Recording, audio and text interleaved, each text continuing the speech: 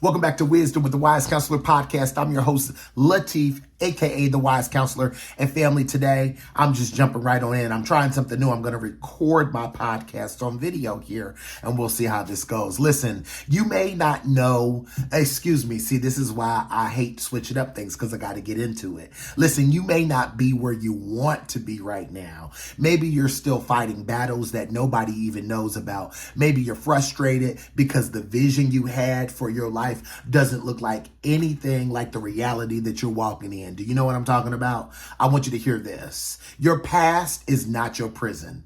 Your past is not your definition, okay? See, too many of us get caught up in replaying old seasons, old battles, old mistakes. We let those memories narrate who we think we are today. Now, I know I'm talking to somebody. And while your past may explain some of about where you are right now, it can never really dictate where you're going to go.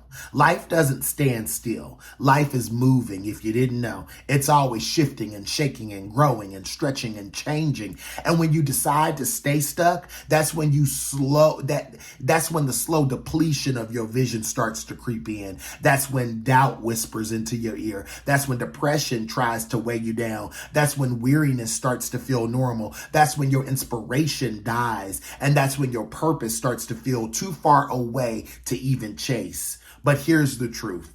The world is always handing you nuggets. I'm talking about lessons and moments and reminders. It's your responsibility to chew on those things and nourish your spirit and spit out the things that are poison to your progress. Did you hear me? You've got to learn how to spit out things that are poison for your progress. If you let your past trap you, if you start to circle in the same mountains over and over, if you allow regret to become your roommate, you open the door wide open to relapse into your old habits. You stop getting out of bed. You let hopelessness become your fuel for the day. And before you know it, you're living in a loop instead of stepping into your destiny. And so the inspiration for this podcast really came from a great friend of mine. Let's just call him Marcus. So let me talk about Marcus for a little bit. Marcus is one of those people everybody loves to be around, right? He's funny, he's kind, he's got big dreams, and he's not afraid to let you know about them. But here's the thing. Marcus can't stop replaying the highlight reels of his past mistakes. He talks about the business deal that he lost years ago, just like it happened yesterday. He replays the relationship that ended badly as if it's still sitting heavy on his couch right now. When we go out, Marcus always finds a way to bring up in conversation the back, things like what I used to have or who I used to be and what I should have done. He's truly stuck in shoulda, coulda, woulda. And at first, I thought it was just a reflection. But over time, I realized he is truly stuck. His life had become like an old museum of old curated exhibits, carefully placed and curated in all of the ways that he thought he failed. And here's what that did. It ultimately kept Marcus from seeing the opportunities that were right in front of him. He couldn't notice new doors opening because he was too busy staring at the ones that were closed, right? Relationships started to strain because people grew weary of the circling around the same conversations. And I'm getting real here. And we talked about this. I'm like, dude, we got to talk about some other stuff because it was starting to be a burden on me. As his energy dropped, his vision blurred, the depression started creeping out in every way because he couldn't imagine a future brighter than his past. So, family, that's the danger of living stuck in yesterday.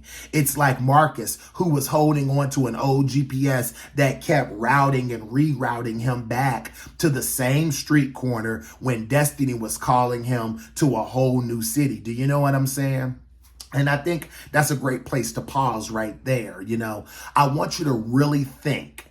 In what ways are you living just like Marcus, right? Marcus is my boy. We still talk each and every day. And I know he's worked through some of these things, but how are you living your life like Marcus? Where in your life are you clinging to expired coordinates, circling around the same blocks over and over? What stories are you telling yourself that no longer serve you? See, in clinical terms, what Marcus was experiencing is called rumination. That's when you obsessively think about the same negative events, people, or memories on repeat. It's like on wash cycle. It's a wash cycle. It's like a mental treadmill. You're moving, but you're not getting anywhere, right? And research shows us that rumination doesn't just drain your energy, it increases the risk of depression and anxiety. It clouds your ability to solve problems in the present moment, and it just gets you into a funk that's hard to get out of. But here's the good news. You don't have to stay stuck in rumination. You can train your mind to release. One way is through rituals of letting go. Write that painful story down in a journal or a letter. I'm talking about every detail, every emotion, and then tear that page out and burn it. Or write a letter of forgiveness, not because the other person deserves it, but because you deserve peace and the blessing to be able to live your life on purpose and move forward, right? Or create some type of vision board filled with images and words of where you're going, so your eyes have no choice but to shift forward instead of constantly looking backwards. Because family, you've got to honor your past, but you can't stay stuck in it, right?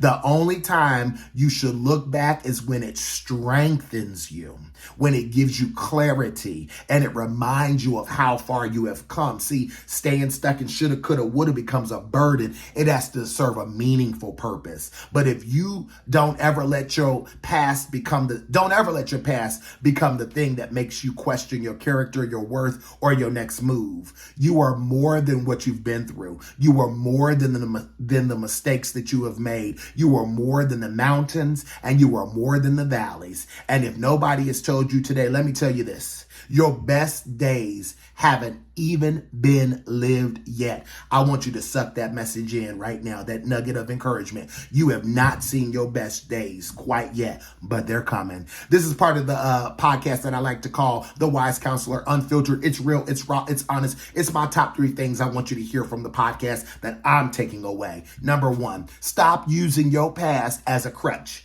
It happened, but it doesn't have to keep happening in your mind. Number 2, if you stay stuck in yesterday, you are robbing yourself of the growth, healing, and opportunities that the higher calling or God is trying to hand you, right? Number 3, you can honor what you've been through without dragging it everywhere with you. Woo! You can honor what you've been through without dragging it everywhere with you. Put down the baggage. All right. Post-podcast homework. This is what I need you to dive into after the podcast. Think about these things. Number 1, where in your life are you still living like your past is the present? I want you to write it down, and I want you to identify it so that you can call it out today. Number 2, how has been stuck in old battles or memories drained your vision or your motivation? Be honest with yourself and reflect on that.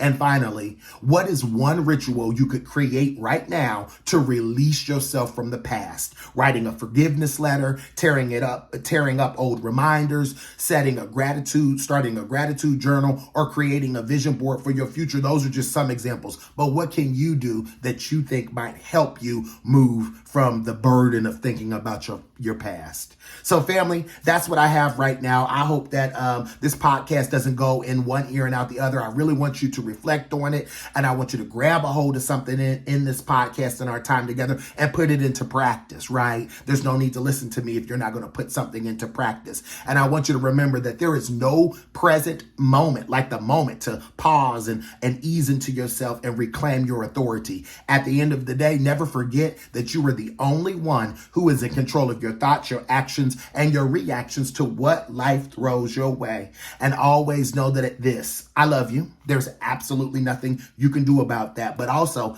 I believe in you. And I have absolutely no doubt that whatever you're walking through today, tomorrow, next week, next month, next year, that you absolutely got it. Be well.